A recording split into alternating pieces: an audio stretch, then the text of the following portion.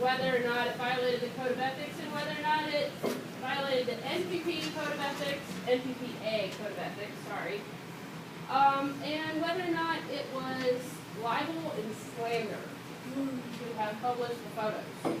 Alright, we're going to start with the pro side first.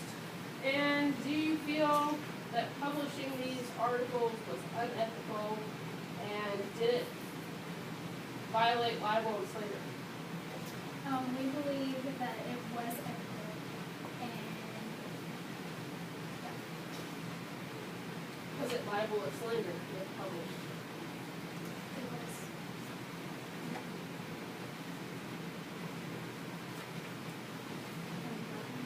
You're welcome to go back and put it anytime. Cool. No, this wasn't ethical. No, it wasn't ethical because the reporter should not have ran that picture. Sorry. We believe as visual journalists that they have the responsibility to document what's going on in society and to preserve the history through images. Journalists have the responsibility to let the world know what's happening. And through that picture, that's what they were trying to do.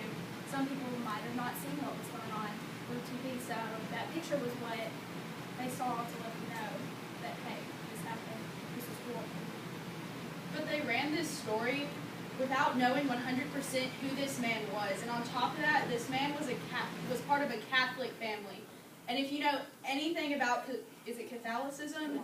Catholicism, that's how you say it. Suicide is the worst sin. You are straight up damned. You are going to hell if you commit suicide. And on top of that, they made it hard for insurance purposes. So it wasn't ethical. And it violated the first, I'm sorry. It violated the Code of Ethics. Because they didn't get permission from the family. In the NPPA Code of Ethics states that visual journalists operate as trustees of the public, and our primary role is to report visually on the significant events and varied viewpoints in the common world. So, in the video, there was a woman talking about what that picture represented, and she states that the picture captured quietness and the body positioned in grace and stillness. The picture may have captured grace, but they felt the need to put a name to it. If it was really talking about how it captured grace and what truly happened in 9/11, there was no need to put a name to it. There was absolutely just truly no reason for it. If you wanted to capture the stillness of 9/11, you would have left the picture alone and you wouldn't have only published that picture. You would have done it as a group. There were multiple pictures of multiple people jumping. Me personally, I feel like that would have been more impactful. Another family in the video, the family of the guy that it actually turned out to be, if it wasn't for that picture, then the brother of that family would have never been able to identify him, and they would have never figured out that that was him because they were looking for Jonathan was his name? Yeah. And his brother identified him by his hands, shoes, his orange shirt, and they never, this picture is what helped Jonathan's family find him in the first place.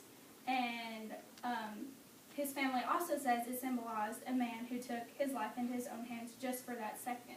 People were saying that Jonathan appeared peaceful while attempting his fate. But as I said before, it's disrespectful. This man, he didn't have an option. He truly didn't get to choose how he died. It was jump or be burned alive. What would you choose? There is no option there. No matter what, you're going to die. And he didn't get to choose whether or not the picture was published. That was this man's last moments. These were his very last moments alive, breathing, with his heart beating.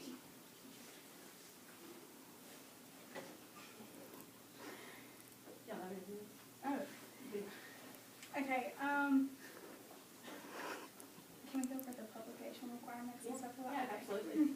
So, the publication requirement for libel and slander, another requirement in libel and slander cases is that the defendant must have published defamatory information about the plaintiff. The meaning of communication is that which the recipient correctly or mistakenly but responsibly understands that it was intended to express.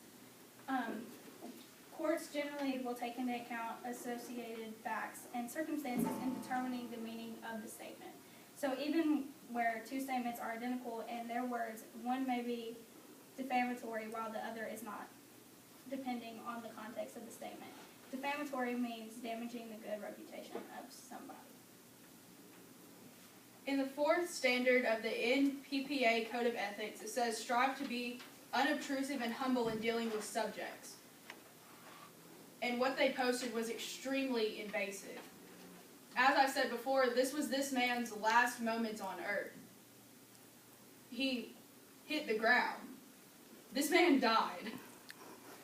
And be humble. The key word is to be humble.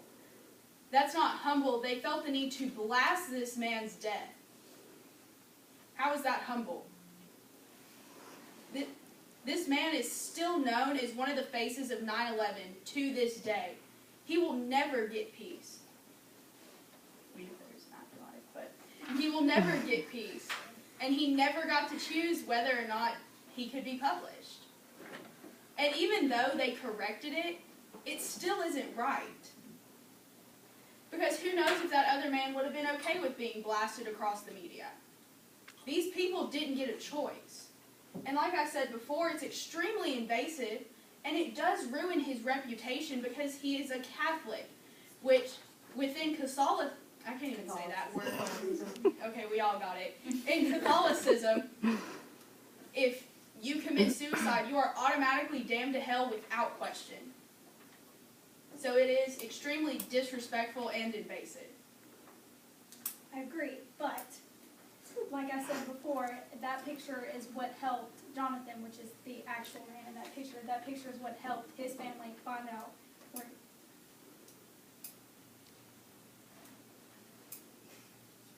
Okay.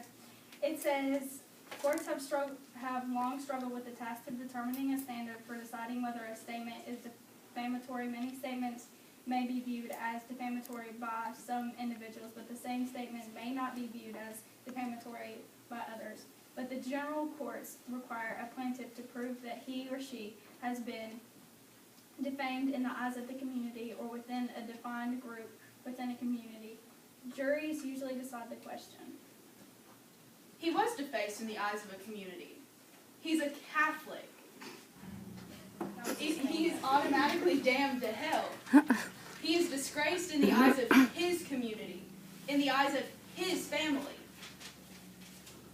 But let me ask you the question this on the con side. So they pointed out the definition of defamatory in here was that under defamatory statements in the slander and libel, that defamatory is defined as if it tends so to harm the reputation of another as to lower him to the estimation of the community or to deter third persons from associating with him.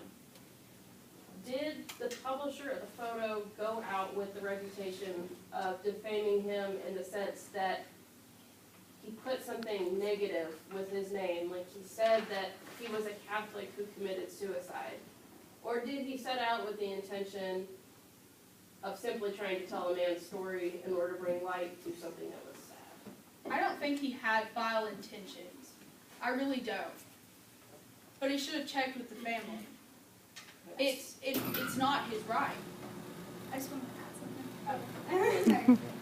The guy in the picture, Jonathan, all the people that were jumping from the building made that public by jumping in front of everybody because everybody had already saw it. People were already taking pictures. They were already videoing.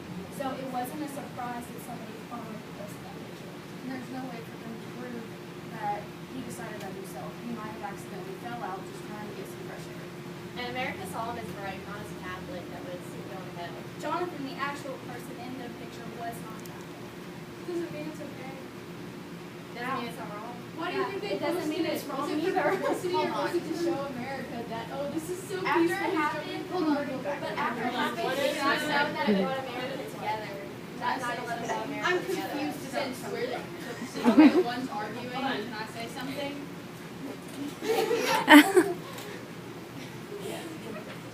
I don't even know what I wanted to say now. Okay, I got disrespected. The picture was just showing actually how bad 9/11 was. I don't think trying to hurt any family or anybody. It was just saying how bad 9/11 was. For publicity.